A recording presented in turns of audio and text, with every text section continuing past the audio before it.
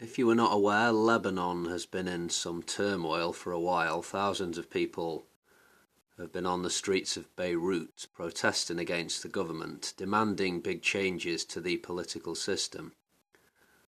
They're rallying against corruption and the economic failings of the country.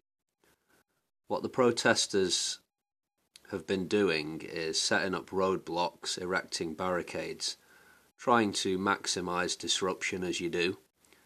The focus has just shifted though to holding sit-ins at various locations, state-affiliated locations.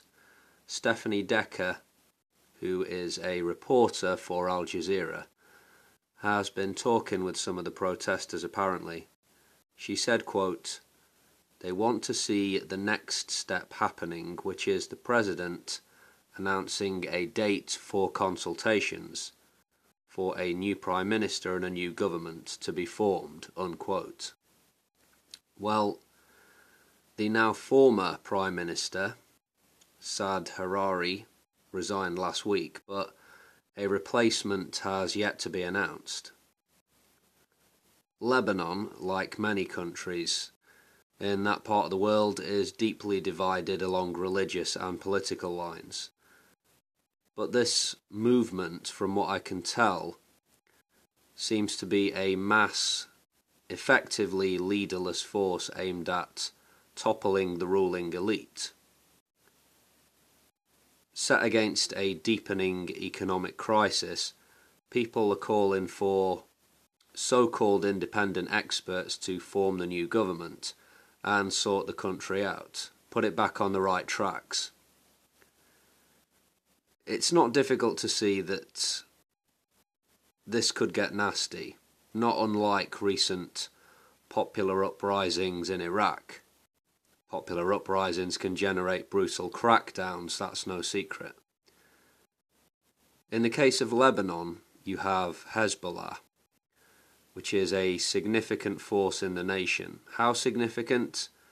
Well, it has more weapons than the actual Lebanese military and more fighting experience.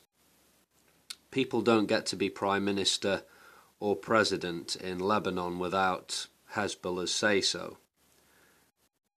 The Lebanese military would not try to go against Hezbollah for a few reasons, but the army hasn't put down the protesters. In fact, they've kind of protected them so far from Hezbollah and affiliate goons and thugs. But as has been pointed out, the Lebanese military is not an independent force. It serves the state, and it's a state which is in a state of disorder right now. Yeah, but aside from the current crisis, which you should maybe keep an eye on in the news, the Lebanese military has its work cut out anyway, trying to stop sectarian clashes from spilling over into conflict and bloodshed. Yeah, Lebanon is kind of a dysfunctional country.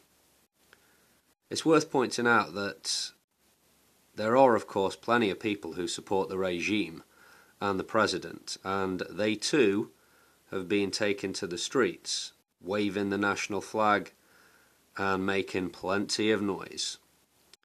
So we're going to see how this plays out over the coming weeks and months.